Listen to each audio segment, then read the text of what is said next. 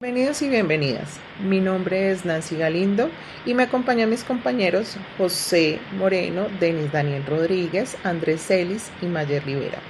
Juntos formamos parte del grupo de trabajo de la actividad 6 de la asignatura Ética Jurídica correspondiente a la unidad de aprendizaje número 2 de nuestro programa de Derecho.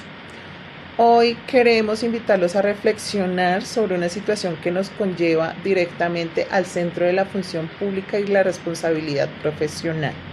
Analizaremos el caso hipotético del juez Pablo, quien ha sido denunciado ante el Consejo Superior de la Judicatura por presunta negligencia en la tramitación de un proceso de violencia doméstica, un asunto que involucra derechos fundamentales y protección inmediata. Nuestro objetivo principal es desentrañar si su actuación se ajustó a los principios que rigen la administración de justicia o si por el contrario su conducta constituye una falta disciplinaria, un delito penal o incluso ambas situaciones de manera simultánea. Para responder a esta pregunta nos apoyaremos de una herramienta esencial como lo es el concepto de licitud sustancial, que lo encontramos en el Código General Disciplinario, Ley 1952 de 2019, modificada por la Ley 2094 de 2021, y el Código Penal Colombiano, Ley 599 del 2000. En este caso no es solo un ejercicio académico, es una oportunidad para comprender la esencia misma de la ética jurídica. Como futuros abogados, debemos tener claro que el derecho no se reduce únicamente al conocimiento técnico o normas escritas, ya que es sobre todo un compromiso moral con las personas, con la verdad y con la sociedad a la que estaremos sirviendo en este momento. Con esta convicción damos inicio a nuestro análisis y por tal razón le cedo la palabra a mi compañero José Moreno. Muchas gracias. Gracias, Nancy, compañeros. Me corresponde entonces presentar el caso y el marco jurídico que lo rige. En el caso que vamos a estudiar, entonces contamos o tenemos que contar que Pablo es un juez de un Tribunal Superior de Distrito Judicial denunciado ante el Consejo Superior de la Judicatura por supuestas irregularidades en el ejercicio de sus funciones. Según la denuncia, pues Pablo dejó en libertad condicional a un agresor que estaba pues involucrado en un caso de violencia intrafamiliar, lo dejó en libertad condicional sin tomar medidas de protección para la víctima. Como consecuencia del accionar del juez Pablo, pues la víctima fue nuevamente agredida, ocurrió un nuevo episodio de violencia y este nuevo episodio de violencia puso en grave riesgo la integridad física de la mujer afectada. Este caso pues presenta una doble dimensión jurídica. Por un lado nos corresponde mirar si el juez Pablo ha incurrido en una falta disciplinaria a la luz de lo previsto en el Código General Disciplinario o Ley 1952 de 2019, modificada por la Ley 2024 de 2021. Y por otro lado, pues nos toca averiguar si con la conducta dolosa del juez Pablo al favorecer al agresor puede haber incurrido en un delito incluido en el Código Penal colombiano. Es muy importante destacar que conforme al artículo 2 del Código General del Proceso, la acción disciplinaria es independiente de cualquier tipo de acción que pueda surgir en el proceso, incluida entonces la acción penal. Por lo tanto, pues el juez Pablo tendría eventualmente que responder disciplinariamente y penalmente de manera simultánea sin que una vía excluya a la otra. Le cedo entonces la palabra a mi compañero Denis Daniel para que pase a explicar el concepto de ilicitud sustancial. Gracias, José.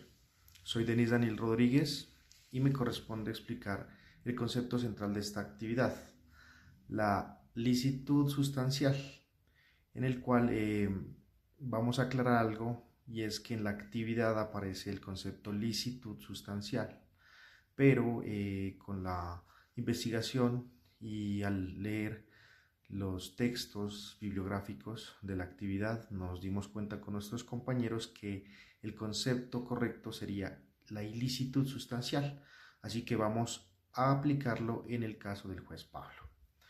El autor Vargas en 2021, en su obra Reflexiones contemporáneas entre el derecho administrativo y el derecho penal, explica que la ilicitud sustancial es elemento diferenciador del derecho disciplinario colombiano, a diferencia de la antijuridicidad en el derecho penal, que exige la lesión de bienes jurídicos tutelados. En el ámbito disciplinario, la ilicitud se configura cuando el servidor público afecta sustancialmente su deber funcional sin justificación alguna. Esto significa que no basta con que el funcionario haya incumplido formalmente una norma para que exista responsabilidad disciplinaria.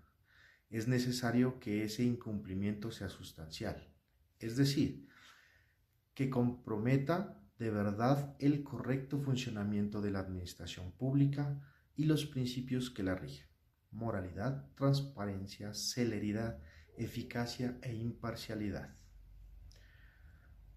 También podemos decir que el artículo 9 del Código General Disciplinario establece que habrá afectación sustancial del deber cuando se contraríen los principios de la función pública.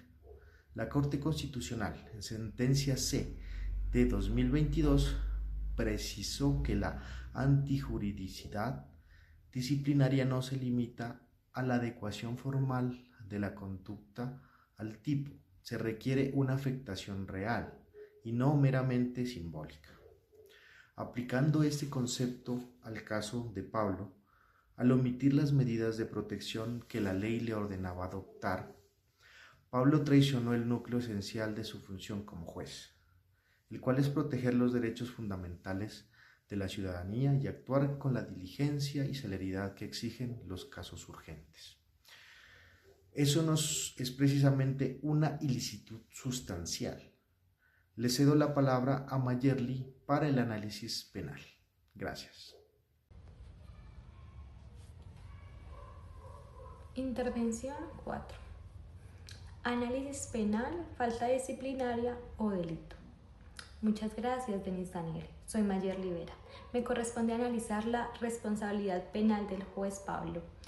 Y sí, también establecer diferencias con la falta disciplinaria. Desde el derecho disciplinario, ya Denis Daniel explicó que existen ilicitudes sustanciales porque Pablo afectó gravemente su deber funcional. En cuanto a la culpabilidad del artículo 29 del Código Disciplinario, quien define la culpa gravísima como aquella que resulta de ignorancia supina, detención elemental o violación manifiesta de reglas de obligatorio cumplimiento. Todo juez conoce la obligación de proteger las víctimas de violencia de género. Por lo tanto, la inclusión, si Pablo no actuó con dolo, su conducta configura culpa gravísima, lo que puede acarrear con sanciones más severas del régimen disciplinario, como la destitución e inhabilidad general. Desde su despacho penal, la situación es diferente. Para que se configure un delito, especialmente el predicato por omisión del artículo 414 del Código Penal colombiano, es indispensable demostrar que el dolo que Pablo actuó sabiendo que su omisión era contraria a la ley y aceptó considerablemente sus consecuencias. También, si se demuestra que omitió las medidas para fortalecer a nuestro agresor, estaríamos ante un delito penal. Adicionalmente, si profirió alguna providencia, manifestación ilegal al conceder la libertad condicional, podría también configurarse en el prevaricato por acción del artículo 413 del mismo código. En síntesis, la diferencia entre falta disciplinaria y delito penal en este caso radica fundamentalmente en el elemento subjetivo. La negligencia gravemente configura la falta disciplinaria.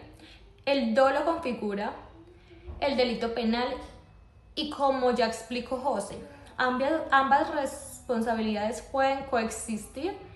Le cedo la palabra a Andrés Celis para sus conclusiones.